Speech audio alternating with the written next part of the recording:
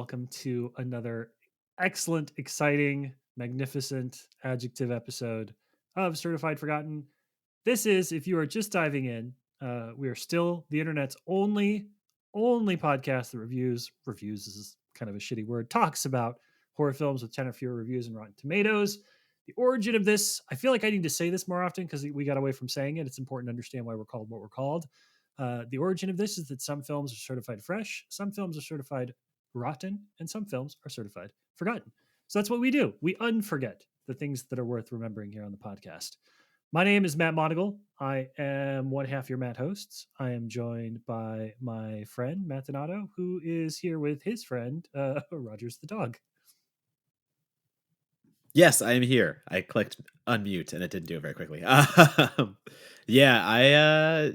forgot why we stopped doing that little jingle you had there, the little motto that we have, the certified fresh, rotten, and forgotten. We need to keep doing that. That's pretty simple and a good descriptor. And I think we're still. Yeah, do you track this? Do you actually look at other podcasts to make sure we're the only one doing this? No, I mean, if anybody else wants to get into that game, that's fine. I can't recommend it for all the reasons that we often talk about on the show about, there's not a lot of folks out there that are looking for films like the one we're talking about today. We'll get to that in a bit, but I do want to, today's movie has 102 letterbox reviews. That is an insanely low number of letterbox reviews. So that's the water we're playing in. There are 102 film people out there that have seen this movie and cared about it enough to write their pithy post letterbox tweet. And if that's the game you want to be in, man, fucking you do you. But I really, really can't imagine that is the way you want to create a podcast. It takes a special sort of crazy to do what Matt Donato and I do. I used that line, it takes a special sort of crazy to be a film critic, in a cover letter I just submitted recently. And it is like, whenever I write about myself and what we do and why we do what we do, it's always, I don't know why we do this to ourselves. Like, we choose to do this. We both have day jobs. We both have lives outside of film criticism. And, to have that be our before bed passion, I guess, to describe it, there are so many better things we could be doing. And yet we're here. Yeah, putting ourselves through this fucking hell. Yeah, if we wanted to be respected by our peers, there's other things we could do. If we wanted to make more money, there's certainly other things we could do. If we wanted creative fulfillment, there are other. It's an interesting. It's sometimes when I go back and I sort of think about my arc as a writer, and spoiler alert, part of the reason why it's just Donato and I today is because we've developed a new tradition as of this year on Certified Forgotten when it's our birthdays. We do an episode where one of us picks the movie. It's just the two of us. We get to talk about it because it allows us to bring our own Certified Forgotten favorites to the table. But I turned 40 2 days ago. I'm feeling wildly introspective. And so you think about the journey that you get to get here and what you're really getting out of it. And it's just, it's I don't want to overplay the writer card, right? Because I think there's a lot of cliches about what it means to be a writer, and there's a lot of different types of writing, but it definitely is one of those things that you do because you would be doing it anyways, and it just so happens that you get paid, built a career out of it, et cetera, et cetera. Yeah, I do want to tell everyone that the funny part about this new tradition we have of giving ourselves birthday episodes was completely by chance. This was completely random. We didn't actually plan it. I just joked before this podcast episode because the last time we did it for me, we couldn't fill a guest quick enough. So we just did it for me, and it happened to be right after my birthday.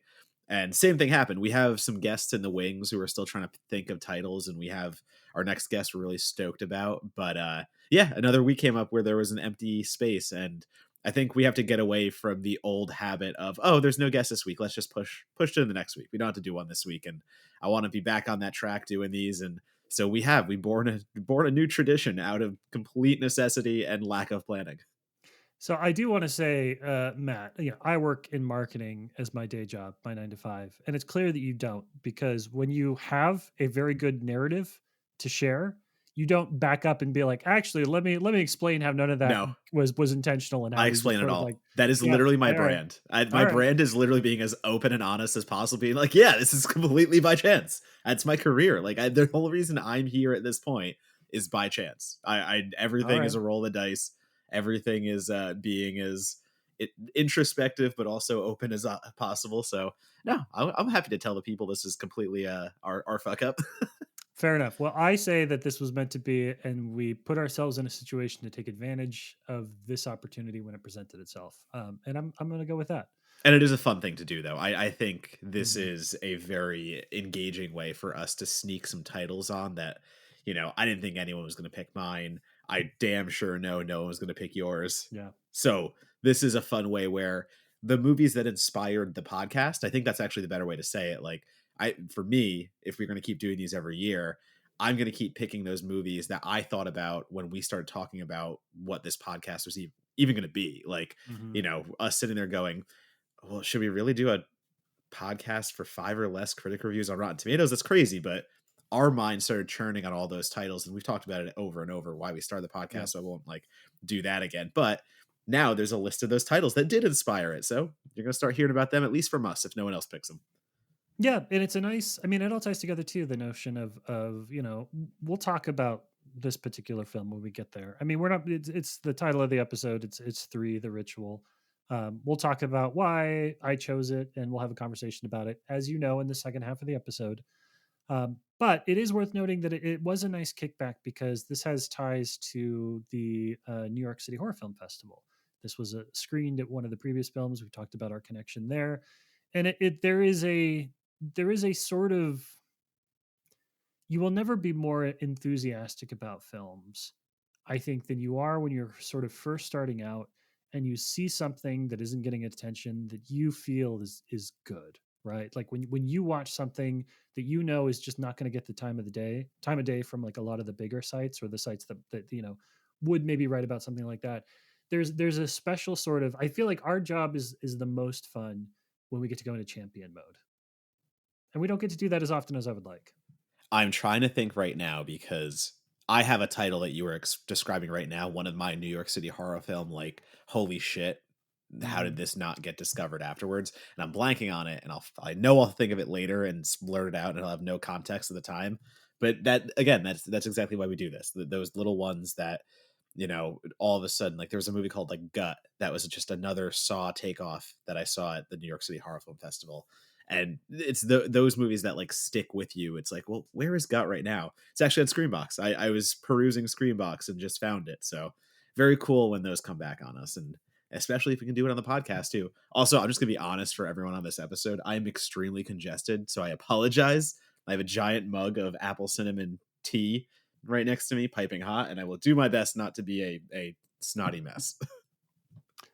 You sound fine, buddy. You're doing okay. I'm not doing okay, but still, thank Well, you. you sound fine. That's all that I care about. You can be as sick as you want. I don't give a shit. Just don't ruin our audio quality. We're so part of the theme of this, talking about this episode is sort of reflecting on getting a little bit older, right? Turned 40 this week. I don't like aging. It's not something that I handle particularly well, and so I'm always caught in this awkward, like every writer, basically this awkward rundown of like don't look at me, and like everybody celebrate me. And when that's your mindset for your birthday, you're just never going to be happy with what anybody does for you, because when you're recognized, you're pissed off about it, and when you aren't recognized, you're pissed off about it. So like birthdays are sort of my George Costanza day, where I'm like the worst version of myself, and then they pass and it's fine. And I'm still wrapping my head a little bit around the fact that I am now in a different drop down bracket when I fill out, surveys and forms and stuff. I am no longer in that like 31 to 39. I have to go to like 40 to 49 or whatever it is. But it has been sort of an interesting, like, reflecting on how this ties to the career stuff. I had a friend of mine, have a friend of mine who is a film composer. He's a composer by trade. Like he writes songs and he performs them with anything from like large orchestras to small ensembles. A composer in the very traditional sense of the word. Somebody that's writing music for instruments and et cetera. And he has always talked about the notion, when we talked about it, because he was in his early 30s when I lived with him for a spell, and he was talking about going out for these different arts awards and submitting pieces that he'd written, and getting opportunities to perform. And he always talked about, in the composition world, you're an emerging composer really into your late 40s and 50s, and you only become an established composer when you're like in your 60s and 70s. So there's this notion that like your adolescent years, you're nothing when you're in your 20s and 30s in this artistic field. It's really like you only start to get some cachet when you're in your 40s and starting to gain a little bit of traction. And I feel like film criticism is kind of like that too. Like I look around and I see the people that I admire, and I see a lot of folks who started relatively late and got some traction. I mean, I think for my money, one of the greatest working film critics today is Bilge Ebiri. He is just like fantastic, and he's only really been a full time writer, I think, for if he even is a full time writer for the last couple of years. So it's an interesting thing to be on top of all the questions about like, do we age the way that we used to, and do you feel like your parents probably felt when they were 40, and what does not having kids throw into that equation, right? What does that do for your emotional development? Blah blah blah. There's also something to be said for the fact that I think this industry ages late. There are young all stars, right? There's a lot of talented writers that shoot into the ranks in the 20s that deserve to be there, like ridiculous talents that make a name for themselves and stay for the whole time. But I do feel like this is another one of those artistic industries where, at 40, I feel like I'm an emerging writer, not established, not whatever else you might say. I still feel like I'm kind of like a few years away from becoming a name that folks might recognize. And that's a strange sensation. I want to comment on a lot of I that. figured you would. Yeah, Yeah, I'm go having ahead. trouble because like I don't know where to start in that grand scheme. I mean, I'll start with the latest things you said about children, and so I'm only 35. I have 5 years younger than you, so I am still firmly in my mid. Well, actually, I'm that mid 30s point where I myself was having trouble this year accepting like usually Amelia or somebody is very nice and is like, "Hey, I want to set up something for your birthday. Like, let's invite people out. Let's do a thing." And like this year, I was like, "I don't want to go out. I don't want to go out for Yeah. my birthday. I don't want to do anything. Like, people can come to my apartment if they would like to and say their things." And like, I actually like that a lot more this year because my mentality prior, it was never about me being the center of attention on my birthday. I liked to bring people together, and like I would always have two separate friend groups at all times. Like growing up, I'm the business major and I'm the film critic. So I have both sides of Yeah. things. So like I have a friend group who is made up solely of like my finance friends and my like work friends in my translations corporate job. And then I have my film critic friends. So like on my birthday, I used to love to just have everyone over, and I didn't want to be about me. My gift on Yeah. my birthday was my friends being there and meeting, and like they still there are relationships that have started there and friendships that have started there that are still going to this day, and like that was always my big thing. But I finally reached that point where like no one really wants to go out as much anymore. Like I still have that drive to, hey, let's go out on a Friday and a Saturday and do all these things. And a lot of my friends are all coupled up and or married and Mm-hmm. have kids, and it's a very much it's a different vibe now. So this year was different. I felt it. I can feel the shift happening in me. I can feel that gung ho attitude turning more into like I just want to be around the people who want to be around me, and I think that's a healthy change. One thing I'll say though, Donato, I feel like you benefit a bit from going from New York to LA because the expectations of when you're supposed to settle down are much, much later in those two cities than anywhere else. Yeah, I agree with that. And shout out, my parents listen to this podcast, and my mom and dad have been absolutely wonderful at this whole life I have chosen, let's say, because that's the other part of it too. Like people, it's going back to my friends, and a lot of my friends who, they went to college, met a girl, got married, and like just started popping out kids, stuff like that. It was a lifestyle I was never going to choose. It was the one they were always going to, and there's nothing wrong with either. There is Yeah. everyone is allowed to have their happiness and do their thing. But like I'll talk to them sometimes, and it's so foreign to them that I am still single, and it becomes a thing of like, are you looking for it? What are you pursuing? And I've come to terms with, and I've come to like a very happy place where children are not a thing I want in my life for me. And what I mean by that is like maybe someday. What I always talk about is like I don't want to go through the first parts. I'm going to be honest. I don't have it in me Yeah. to be the infant caring father. I might later. That might change, but in my mind, I am much more receptive to the idea of settling down with somebody. I'm there. I'm at the point where I do want to settle down with someone and have a life and do all those things, but maybe like adopt a child that is Yeah. already a teenager, because why would I want to bring another kid into this world when there are so many children out there who were brought in and then neglected or all these other things? So like that is probably where I will end up. But in saying all that, my work is my baby. Like that's the thing. I tell my Yep. friends and they don't understand it, and maybe that's unhealthy. I don't know.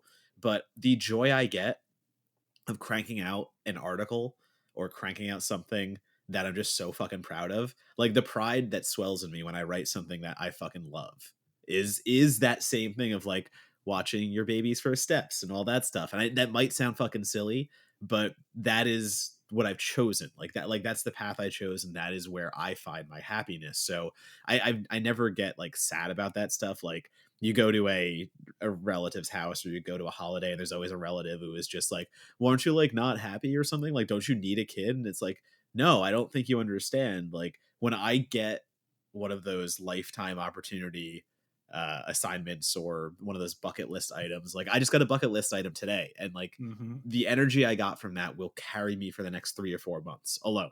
And I need Yep. that too, because in our industry, it is just swings. There's no steadiness. There is no structure. You are either super happy and proud of yourself because you've just gotten some amazing opportunity, or the come down of the other side of that when the opportunity is over and you look around going like, well, I'm a failure because I have nothing at that level anymore. Like we are constantly in Yep. flux. We are constantly beating the shit out of ourselves, and there is no success to say. I think like a gold standard for success. It's just so hard to find peace and meaning and all that when everything is so volatile. But I think I've done that. I think I have done a good job of it. My favorite story I like to tell is it was like the last time before I moved. Sorry, this is before I moved to LA. I was living in Brooklyn, New York, and it was the last time my dad was driving me home. And I fucking love this story because it's so funny to me. And it's the most backhanded and true compliment I've ever gotten in my life. And my dad is just kind of like, I guess I'm 30 at this point, like 30, 31, that area. And my dad just goes like, so like, you're not thinking about like having a kid anytime soon, right? And I'd already said this. I'm like, no, we're still on the same path forward. I'm moving to LA. I'm pursuing my job, my career. This is what it is. And he's like, good, because there's no way in hell you could have a kid right now. And I'm just like, backhanded much? And he's like, what? I know your lifestyle. I see how you live, and I'm happy that you're doing it. But like, yeah, you can have a fucking kid. And Yeah. he's true. Like there is no argument there. I agree. Like I like my lifestyle. I like what I do. I'm not ready to give that stuff up. And everyone has their own beat of the drum. You walk the path. All that fucking hokey shit. Amen. I have a feeling you wanted to say something about the age thing too, because I thought that was maybe something you. Yeah, age is still, it's creeping up on me. Hmm. But I think that what you were saying to your point about how this industry you get discovered later, I think in our time it's even weirder because I feel like it was more structured and bureaucratic in the older days when there were staff positions where there were those kind of things, Yeah. because you would rise up the ranks like any corporate job.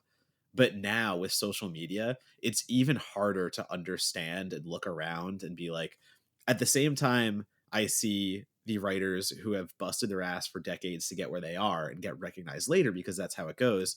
I do see the writers who have busted their ass for years and then like something shifts. The industry shifts in a way that doesn't benefit them, and now they're out of a job.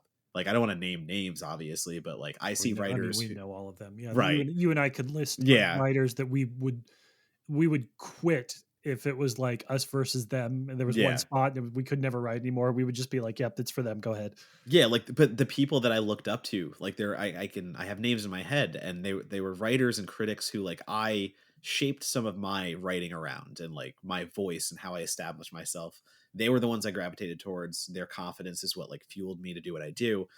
And now like they're nowhere and I'm somewhere, and that's so fucking weird to me. Like that is legitimately a weird thing to cope with. And I have struggled. I think the biggest thing I've struggled with is that age, that time, and also where I am in my career, because it just goes back to the structure. It goes back to the idea of like in my corporate day job, I know if I'm doing well because there are numbers that tell me I'm doing well, I'm getting promoted. It's very simple. Yeah. And our side of things, I could be writing for a website and have a great relationship with an editor, and like I'm one of their go-tos. And the next day, that editor quits, they're replaced, the new editor doesn't like my work, and I'm right back to square one. Like that's what kills me like so much. And I've had to really reckon with a lot of what matters to me, I guess to say. Hmm. And I am very proud of all my accomplishments and what I do, and that doesn't change. Like this year alone, I have like physical Blu-ray stuff coming out. Like one of my big goals this year, I told myself, I was like, okay, I want to do something for a physical release of a movie I love. If I get there this year, that'd be great. I have seven. I this year alone, I have seven assignments now because a word to the wise for people out there, but like you can open the door, or the door can open for you, but like you have to keep it open. And the thing that I pride myself on is when I get my opportunities, I fucking make them work. Like that Yeah, first gig I got, I gave it was a video essay. I can't say what it's for yet because it's not announced, but that was like a dream gig, dream movie title, dream everything. Um, and I give it in. They're like, "This is fucking awesome. Do you want to do more work immediately?" And I was like, "Yes, I do." And like, that's the stuff that keeps me going. That's the stuff of I am 35. I am not at the level I want to be. I never will be because we play comparison games on social media all day, sure. and Yeah. it's just super unhealthy. But then when I take a step back, the most important thing to me is, do my editors want to work with me? That's my level of success. My level of success is like when I get to a new website, do they take one article from me and then you never hear from me again because they didn't love it? Or do I go to that website, bring them an article they fucking love, and then keep getting asked back to do work? That's how I measure my success from here on forward. And that's how I'm going to keep doing it. And I think that's the way we all should, you know. It's Hmm. super easy to fall into the social media thought process and see someone bragging about this and bragging about that, but they're not telling you all the other stuff going on. They're not telling you the things they didn't get and whatnot. So yeah, I think this is the 35 is that good year where I'm kind of taking a step back from trying to be liked by everyone. I'm trying to take a step back from being, the guy who's on top or whatever, or who even thought he like made it, quote unquote. And I'm just going to keep being happy and doing the articles that I want to do and doing the work that I want to do because that's all this shit is, man. It's why in our industry alone, talking about our podcast and stuff like that, we do this because we love it, Yeah. and that is the only thing that is worth anything anymore in this industry that could collapse at any fucking second. And I think one of the things I might have talked about this on the podcast before, but I think one of the things that gets more true the older I get too is how much I find that I spent a long time running away from like the 13-year-old version of me. But everything that I find joy in right now is everything that I was into, right? It's like all of those interests and hobbies and things that I convinced myself that I couldn't do, right? Like I have a shelves full of horror comics. That's been like a hobby that stuck hard over the last 2 years.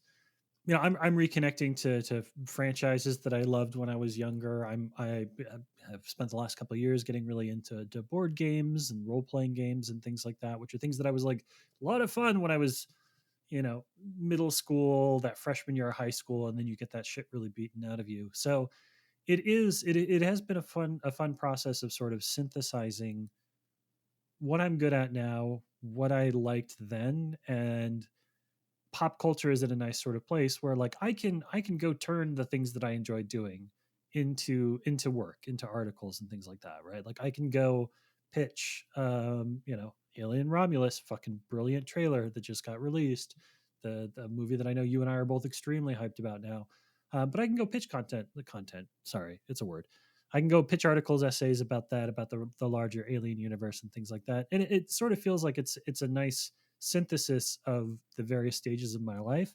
Because one of the things that maybe this is just me, but one of the things you find yourself doing a lot the older you get is trying to find through lines, especially if you've moved around a lot, especially if you've worn a lot of professional hats. It's that idea of like, I want to have connective tissue. I want every phase of my life and every period of my life and transitions that I went through. I want to be able to have some sort of like overarching theme or overarching narrative, and being able to do things like reconnecting with childhood interests and making them work for you in your adult hobbies and your adult career stuff.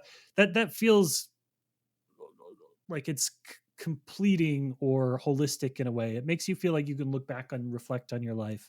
I'm not dead, I'm 40, but you can look back and reflect on your life and sort of be like, oh yes, like all of this has been sort of a journey that had like a beginning and middle and is continuing now, and I can see, retrace those steps. Because I think a lot of your time, especially, I mean, you've moved twice, big moves twice, you know exactly how this is. you just sort of in the middle of it and you're like, oh, I just like full on stopped a portion of my life and started a new portion. And it's good to be able to go back and kind of see how those things connect a bit more. That was in it. Like, I mean, for those who don't know, I like watch AEW wrestling 24/7, like whatever shows on we're doing. I Hmm. just did two, I went live to two shows in Vegas and LA. I'm talking about things coming back around, the childhood days of, God, I watched WCW and WWF all the time. I fell off because none of my friends did anymore and none of that stuff. And yeah, you've reached that like mid 30s, kind of like, approaching mid 30s age for me. And it was going right back to like, I just wanted to be happy again. I wanted to do the things that brought me joy. And I got right back into wrestling being like, why did I ever stop? Like, this is dumb. Yep. Like, I love this. This is a thing I love. And I want to get more now into like maybe writing and commentating on that stuff, whether that's a podcast or something. So Yep. like it's finding that happiness. And also I view myself as a constant student of film criticism. Like I'll say it again. Like the biggest mistake I ever made was thinking that I made it, whatever that Right. Yeah. means in my head, whatever that was. Because while I have achieved success that I have never thought I would, and I have done things I never thought I would, I still don't think I've made it by any sense of that mean. And that depressed me for a while because I was approaching my mid 30s. I am now at my mid 30 point. And if I hadn't made it, what was the point? But then I started like looking back on all my prior work a decade ago when I first started, and to see where I came from then to now, I'm like, oh shit, I got really good at this. Like I did, like from where I was and where I am now, like I am drastically impressed with what I did. And to your point of being like getting your flowers later in life in this career, I am so stoked to find out where I will be 10 years from now. Like where my writing is, what I've learned, how I've gotten better and improved, because I don't think there is any one way of ever becoming a perfect critic or whatever that is, achieving the top professional Right. success. Every time I talk to somebody, every time I read someone else's writing, I'm approaching that as a student who wants to learn more and just get better.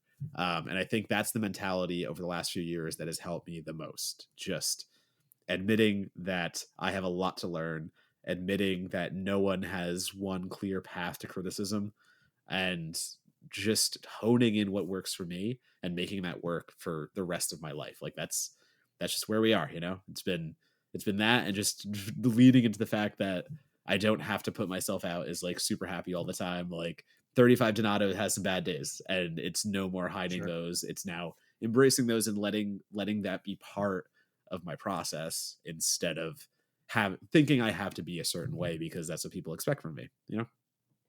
Well, I have one request before we talk about today's film. And we warned you ahead of time that this was going to be kind of an introspective episode. So I will put in the liner notes that you can skip to this point in the podcast if you just want to hear about the movie. But my birthday request for you, Donato, is that if you ever get around to doing any kind of a wrestling podcast, I want to be the guest on one episode where we talk about WCW versus NWO for the Nintendo 64, and I only want to talk about that one character that didn't have a grapple attack. He only had like punches and was like the most frustrating player to play against because he would take down your like stamina meter in like 3 hits and you would be knocked out like almost instantly. Yo, So WCW, WWF, No Mercy, or whatever it was, NWO, blah blah blah, whatever that game was, No Mercy. That was a formative game in my childhood. yeah, Holy shit, okay, I played that all the time. So yeah, the video game episode will be yours. Also, I'm gonna get you involved because I have a wrestler for like a bunch of friends in my head that is gonna be the endpoint to wrestling, and there's a D&D guy, and okay. he throws dice on the ground, and he slams people on the dice instead of tacks and stuff like that. There are 2 ways to get me into Yeah, wrestling. I know. One is a D&D wrestler. The other would be to find the most anxious, because I've learned this from watching Top Chef and a couple other things. Find the most anxious person in the room, and I can't help but root for them. So Yeah, I can. AEW lets that happen because WWF would never. They all have to be yeah, confident, bro, all that stuff. I can find that on AEW. Don't worry. find me the wrestler with panic attacks, and I'm in. All right. Well, hey, thank you for humoring us as we talked a little bit about our own reflections on aging. If this is your first episode, you chose kind of a weird one to come into. Typically, the format is we'll talk to a guest during the slot. You'll get to hear a little bit about them and their horror history. You get to learn a little bit about their careers and maybe take some key takeaways for yourself. But this time, you get to learn about Matt Donato and my impending mortality and how we're wrapping our heads around aging into and someday out of this industry. So you're welcome, I guess. Thank you. You're welcome. And when we come back, we're going to talk about a little Russian film called Three: The Ritual. We'll be right back.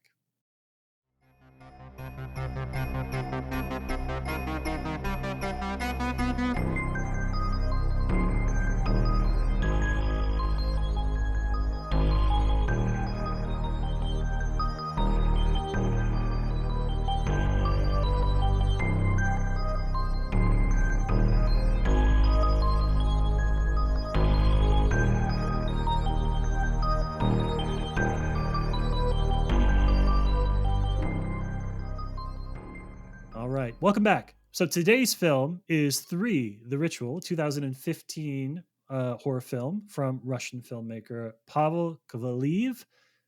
Let me read you a little synopsis. When an unknown pandemic hits their small village, young sisters Aya and Mira put their lives on hold to take care of their dying mother. But things get even worse when Mira takes ill as well. In her desperation, Aya turns to family friend Father Herman for guidance. What he teaches her, a paganistic ritual for entering the dream space of a loved one, may contain the secrets needed to pull Mira back from the brink of death. It may also cost both sisters their lives. Directed by Russian musician turned filmmaker Pavel Kovalev, Three: The Ritual is a low budget mashup of Tarsim Singh and Silent Hill for the folk horror generation. That's my sales pitch. We'll talk about why I picked it in a second, but it's my goddamn birthday. So Donato, I want to get your no, you know what? Here's where we're gonna start. You and I watched recordings of this movie on two different platforms, and I want you to talk about the terrible decision you made and how that affected your viewing experience. Okay, it did affect my viewing experience. I will admit it. I watched the Amazon Prime or Prime Video version, which you can rent for $3, and it is it is subtitled technically. You can turn the subtitles on, but it is not included with subtitles, I guess is the way to say it, because it's not the film that has the Right. subtitles burned in. It is basically Prime Video generating the subtitles on top of it. And basically what happened, and I told Monagle this prior because he's like, "Oh, watch it on Apple if you can." And I was like, "Too late, bud. I watched it on Prime Video because I had a hour and 20 window to fit it in, and that is just we had to rock with it." The subtitles for a scene would basically hit the next scene, so I would have to like read the subtitles on the screen, remember the visuals prior and what was happening, and then like catch up in my mind with the next scene playing over the following scene. It was a lot, but I think what worked here and what I told Monagle as well, like I pretty much get the gist of this movie. I Yeah. understand everything that happened. There is strong visual storytelling. It's that good kind of folkloric horror where you don't need a lot of dialogue because it's quite easy when like the spider demon comes out of the tree what's going on, or Mm-hmm. when there's just gore happening. Very very okay that it was this movie that I botched the subtitles on. But yeah, that's your warning to watch it on Apple, and do not watch it on Prime Video. So that's actually the second weird viewing experience for a movie that I very few people have seen, and this was my second time watching it. The first time that I watched this movie was part of the 2000, I think it was 2015 New York Horror Film Festival, and that year they had been doing it in previous years at the Tribeca Cinemas, which was a great venue, great place to go watch movies. They had been kicked out, or Tribeca Cinemas had closed, probably both, if I remember correctly. And so the year that I saw it, the festival was taking place at Times Square. Now, Times Square no longer exists, but hopefully anybody who's been in New York for a while will remember it. Times Square was a year-round haunted house that was located downtown, just a couple of blocks from Times Square. Thus the name. They were Literally awesome. like 2 blocks, not like Yeah, literally, because I would always pass it going to the subway when I would come in to visit friends, and it was always the first thing I saw. Like literally Times Square right there. yeah. And the one thing I will say is they actually had a really good theater. They had like a probably I want to say like 100 maybe 200 people theater in the back. They did a lot of burlesque there. They had a lot of really off Broadway shows. I saw Silence the Musical, which was the unauthorized adaptation of Silence of the Lambs there, which is a wildly inappropriate and pretty funny musical. But the first time that I saw Three was in 2015, the last year the Times Square was open. They held it there and they showed these. They had these like projected in what was basically their bar slash lobby area on giant screens, and not enough seating room, terrible sight lines. Like the screens weren't as taut as they should be, so you're like losing edges of it. It was a real sort of like come down off of a festival that I used to be really excited about. But it was a horrible viewing experience. And so I was impressed enough by the film then that I back pocketed it. And for years I was like, I'm gonna figure out an opportunity to revisit this and a setting to revisit this because I want to see if this was as inventive as I remember it being. And I'm pleased to say that I was right. My instinct to go back and take a look at it was 100% correct because I really enjoyed my rewatch. I'm surprised. So I had the same reaction. I'll just get into what I felt about it. I think we're Yeah. there at this point. Um, Very similar reaction to Sauna when you showed me Sauna, because at least Sauna had the IFC release. It had distribution behind it. But I am so shocked that this didn't at least even get like an IFC release or something. Because when I was watching this movie, I direct parallels to anything that's a Monagle movie. Like if you've listened to the podcast, you understand what a Monagle movie is. And this one is so very much Hagazusa. It's so very much Night Siren. It's so very much that Eastern European folkloric fable that is also like very steeped in religion. There's so much damnation. There's it like every model is doing a little finger gun dance because he's super stoked about it. But True. It's all true. but but it fits with those movies. I don't think it is a lesser value bargain bin version of those. I genuinely believe that it is just as good as like a sauna or a night siren or something like that nature. Like it's got really good gore, which they don't always Mhm. have. When you watch something that is slow, broody, atmospheric, typically it is more scare forward. It is more, spooky, supernatural.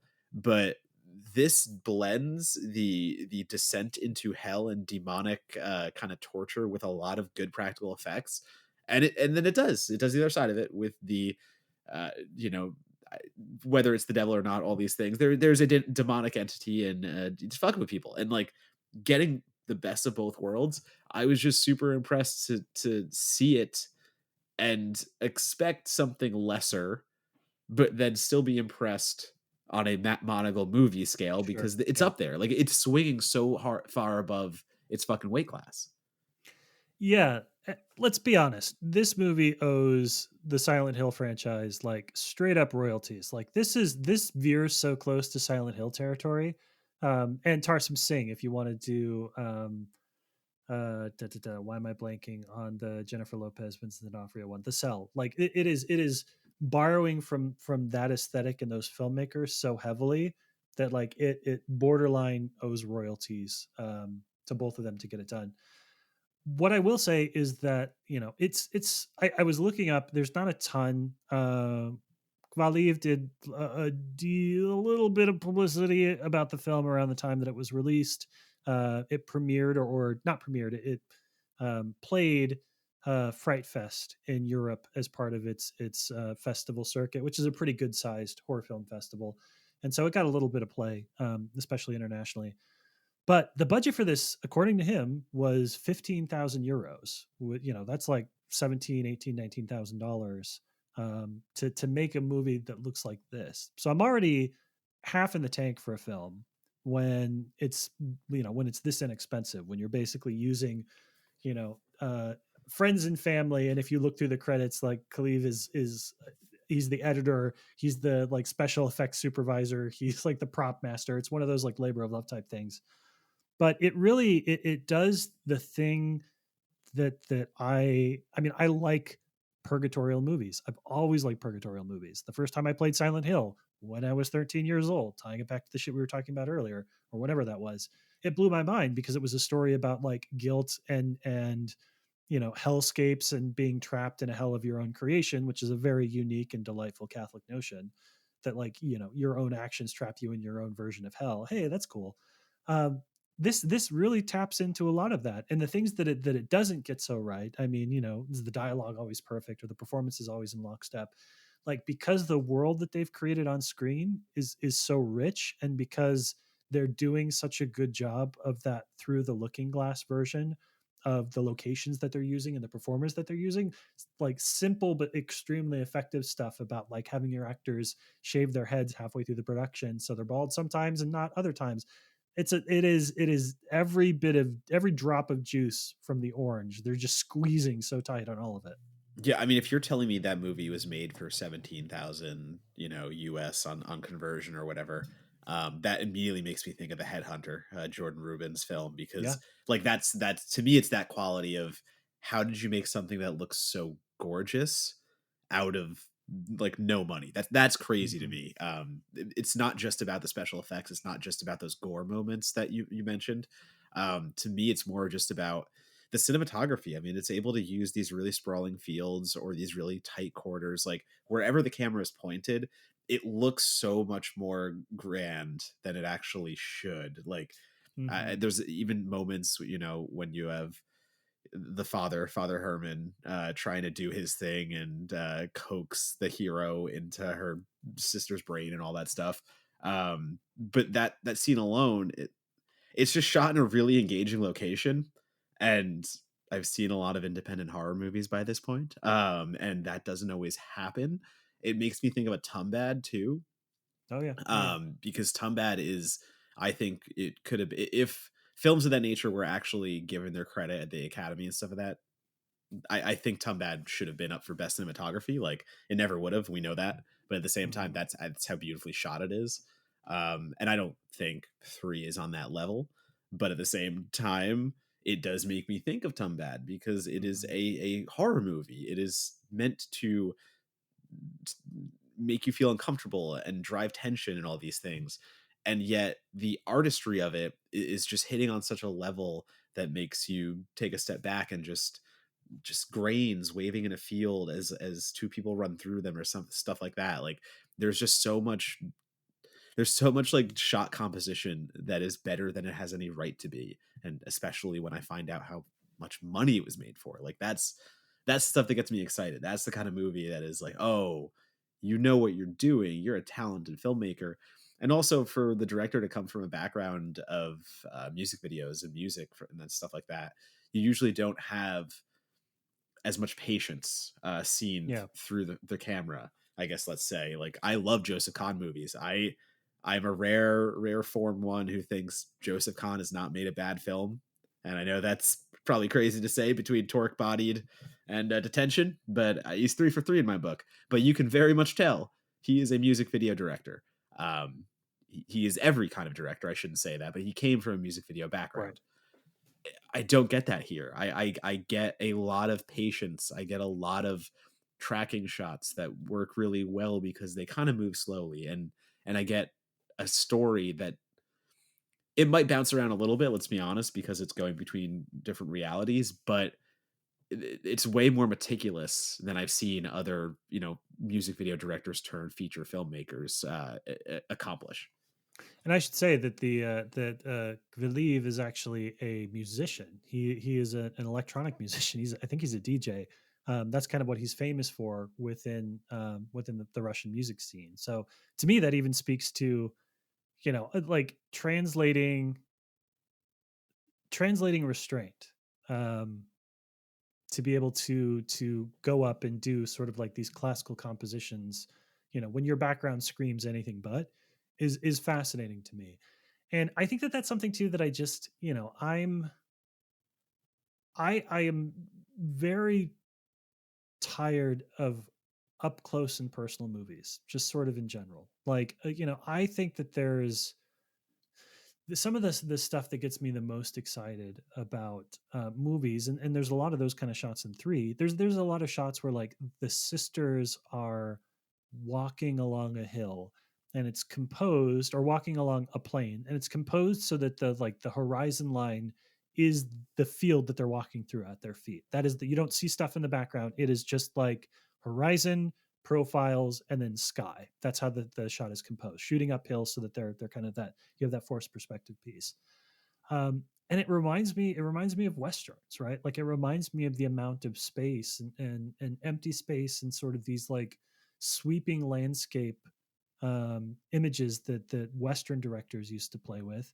And for a million reasons on the production side, for a million reasons on the audience side, I feel like there are so many movies now where the instinct is to take the action and get up close and personal, to get right up into the mix. Even if we're talking about editing, I think modern filmmakers have gotten really good about letting the stuff happen more or less in real time in camera. Like action and horror are now sort of like, let's not edit it half to death. Like let's do a couple of cuts and really let the audience sit in that moment a little bit. But it's all still up close and personal. A lot of it's hand cam. If not, then it's a lot of like tight close framing on your actors. And I miss empty space. I miss like tons and tons of negative space on the screen. And so one of the things I was delighted by in revisiting 3 is the amount of negative space that the director uses in all of these landscape shots and all of these like long shots, and the way that characters are kind of framed within, kind of like lost in the emptiness of a scene. Man, I love that shit. Man, I want that all day long. That's what I want for my movies.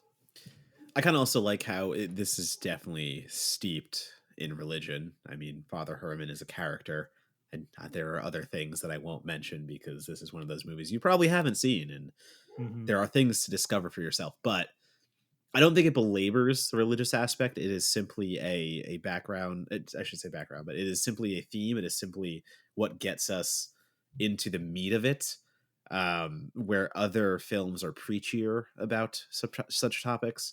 And again, I felt like everything felt organic, natural for the period, for the messaging, for all that stuff.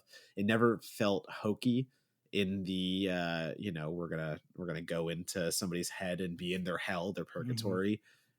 It felt natural the way that the father was just explaining everything through, and the way he was like guiding them, kind of like she's like jacking into the matrix or some shit.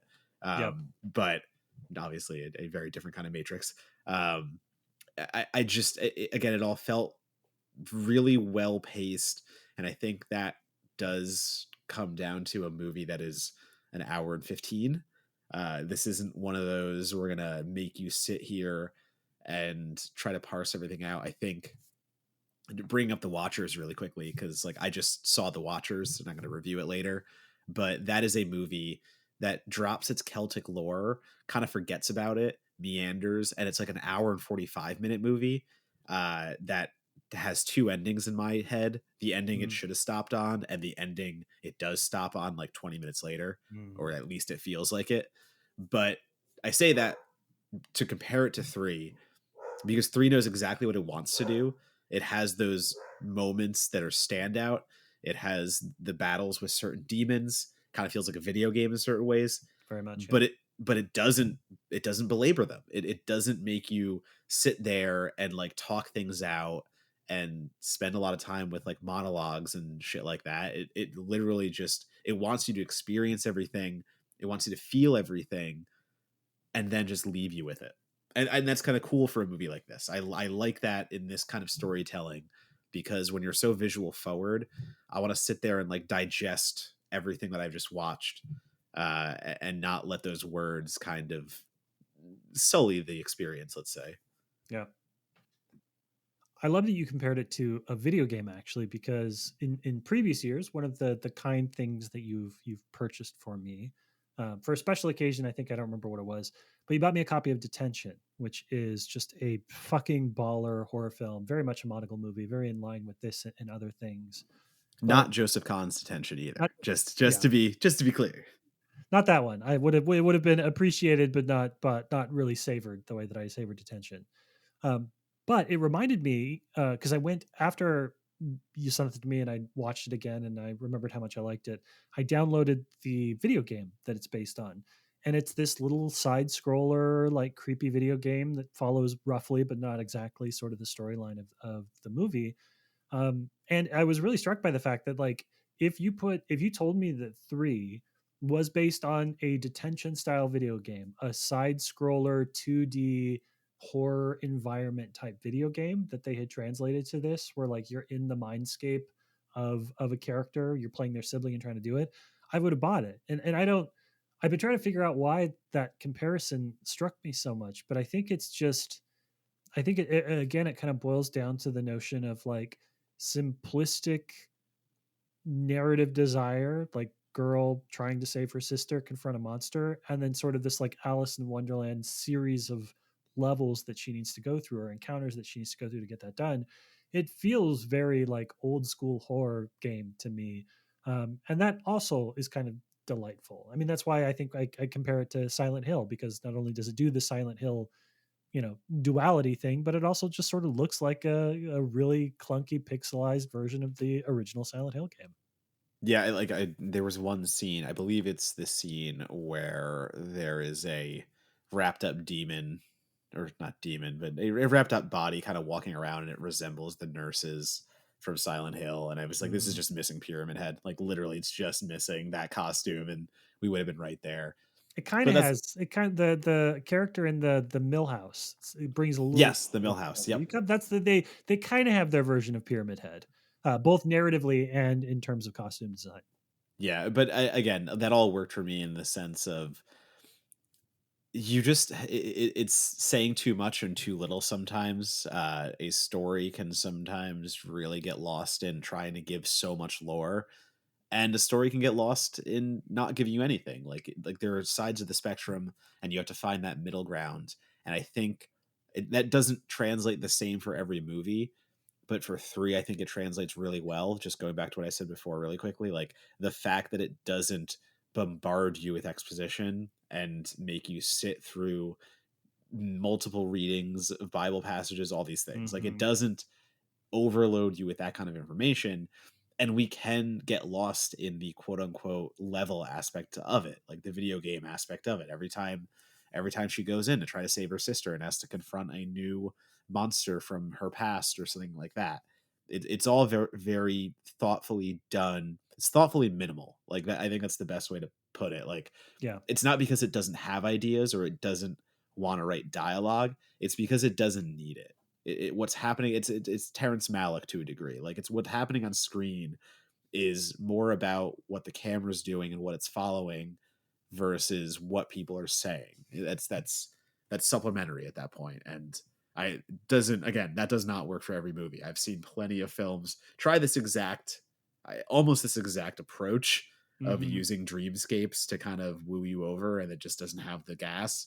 But this is a rare one. It's one that just works. And again, I bring up Sauna in the same way, where you don't need a lot there. You know what's evil, you know what's good, you know what people are running from and what they're trying to overcome, and that's all that matters. That none of that other shit matters.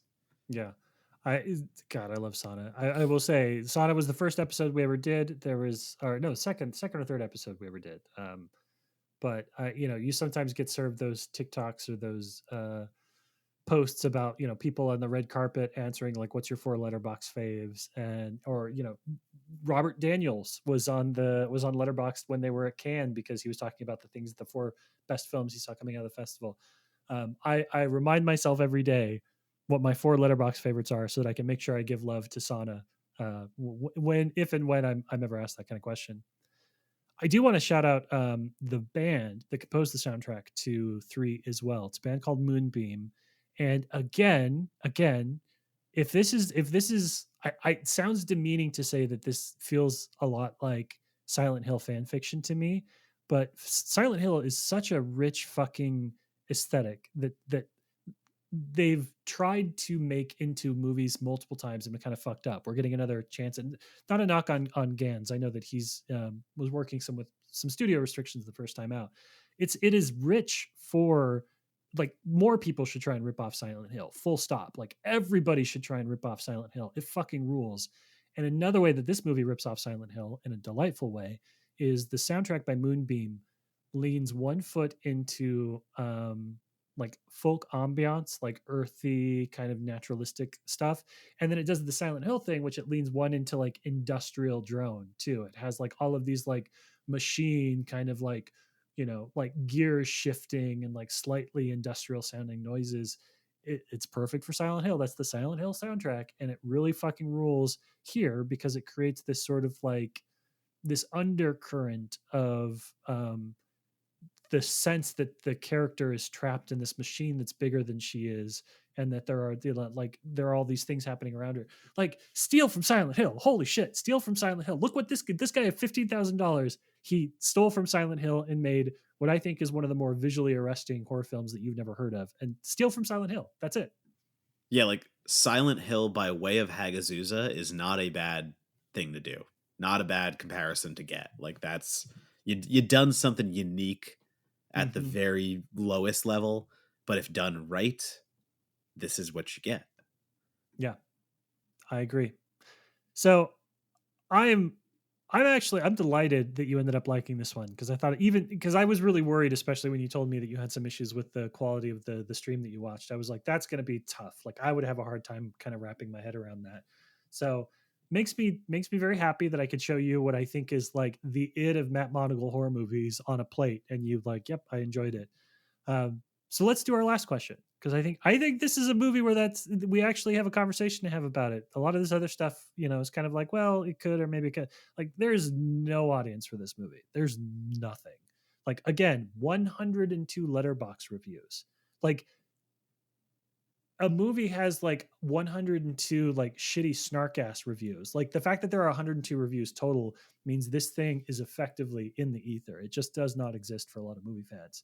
So how do you go about fixing that, other than calling up our mutual friend and being like, add this to your add this to your home video label for future distribution? I mean, number one, I'm going to harass Henderson. It's a running joke, I feel like, at this podcast.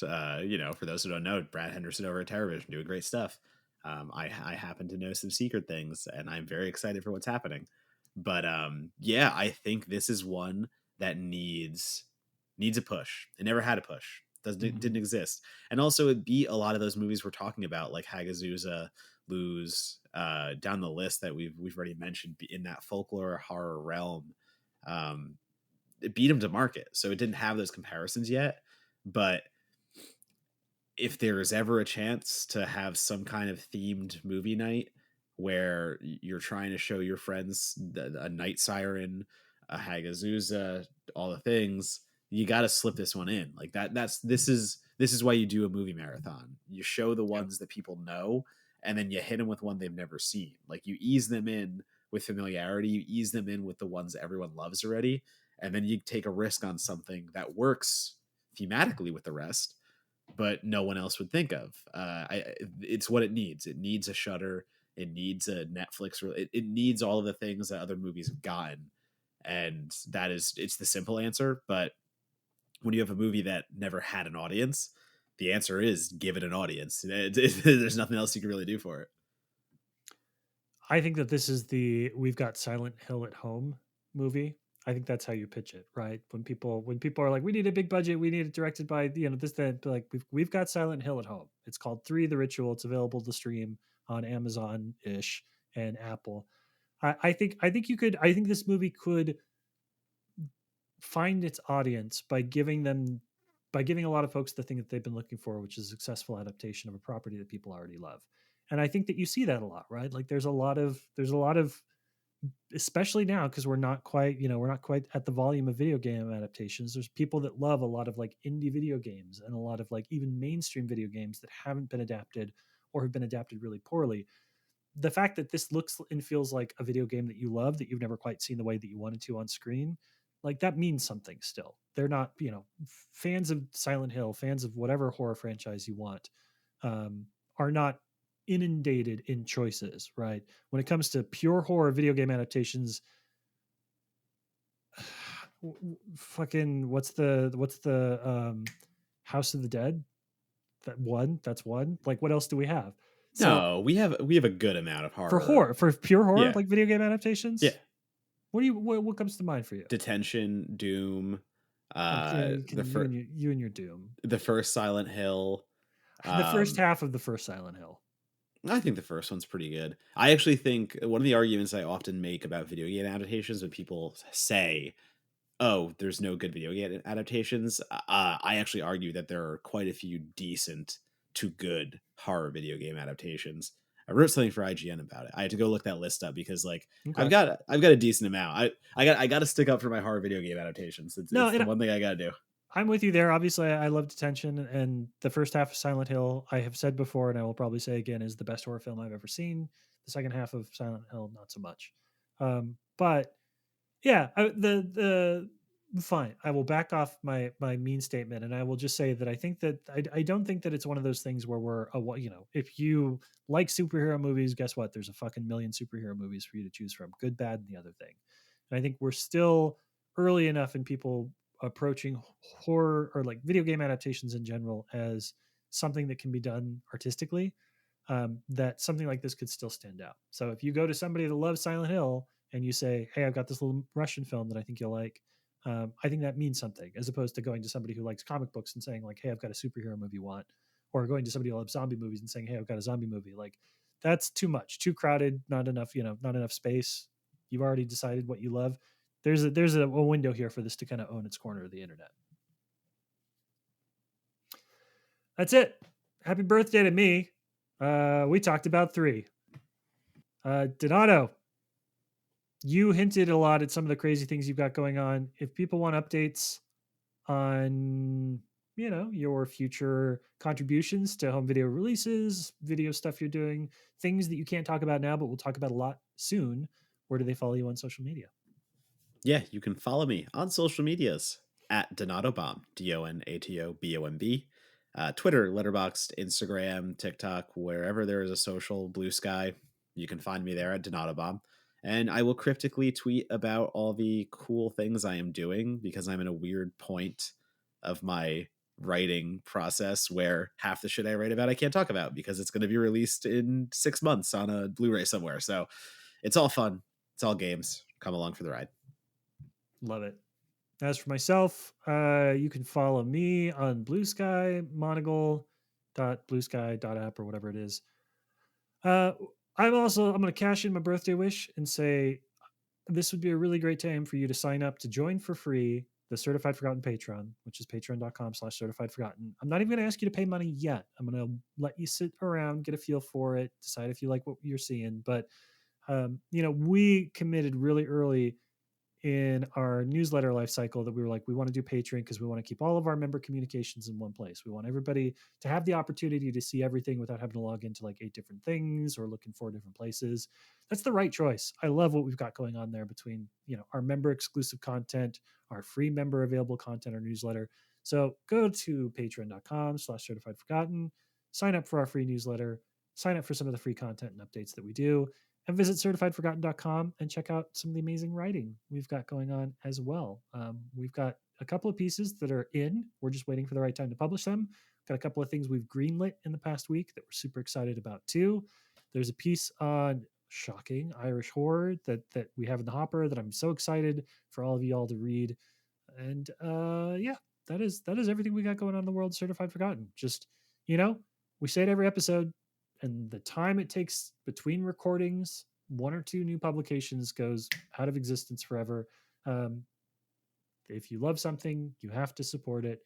If you love us, we'd appreciate it if you'd support us. That's all. That's what I'm saying.